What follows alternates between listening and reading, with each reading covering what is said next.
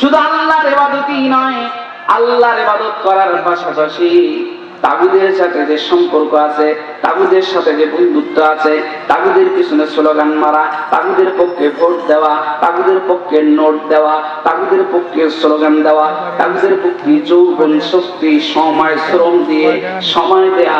আল্লাহর নবী বলেন আনিবুদুল্লাহ, আল্লাহর ইবাদত করো, ওয়াস্তানিবুত তাগুত, আর তাগুদের পেছন ছাড়ো। ঘোষণা কার? সম্মানিত ভাইরা আমার, তাহলে ইবাদত করো আল্লাহ আর তাগুতের সাথে সম্পর্ক বর্জন করো। আমরা আল্লাহর সাথেও আছি, তাগুতের সাথেও আছি, এমন আছে না নাই? এটা চলবে না। আল্লাহর ইবাদত করো আর তাগুতকে বর্জন করো। তাগুত কারা?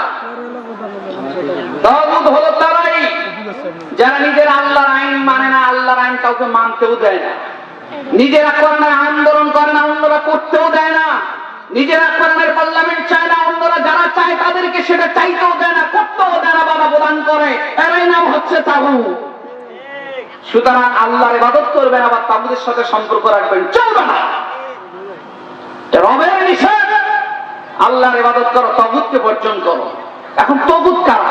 সম্মানিত ভাইরা আমার, এই যে তাগুত যারা, সূরাতুল জুমার আয়াত নম্বর 17 রব্বুল আলামিন বলেন যে যে সমস্ত যারা যুবকেরা, তরুণেরা, জনেরা, মা বোনেরা যারা তাগুতের পিছন থেকে সরে আসতে পারবে, যারা তাগুত থেকে সরাসরি আল্লাহর দিকে আসবে, আল্লাহ বলেন তাদের জন্য আমার পক্ষ থেকে আছে পুরস্কার। বলেন সুবহানাল্লাহ।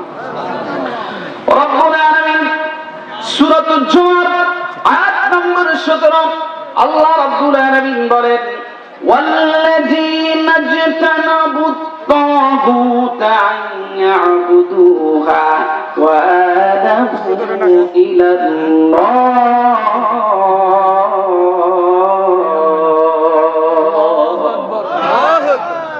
আল্লাহ রাব্বুল আলামিন বলেন ওয়াল্লাযীনা ইজতানাবুত তাগুত, যারা তাগুত বর্জন করলো, দীর্ঘদিন তাগুতের পক্ষে স্লোগান দিয়েছে, অর্থ দিয়েছে, সম্পদ দিয়েছে, টাকা দিয়েছে, পয়সা দিয়েছে, স্লোগান দিয়েছে, আজ বুঝতে পেরেছে এতদিন ভুল করেছিলাম।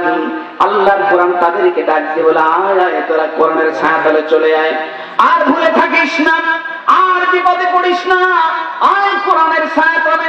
সেই কোরআন তোমাকে সুপারিশ করে আল্লাহর জান্নাতে নিবে।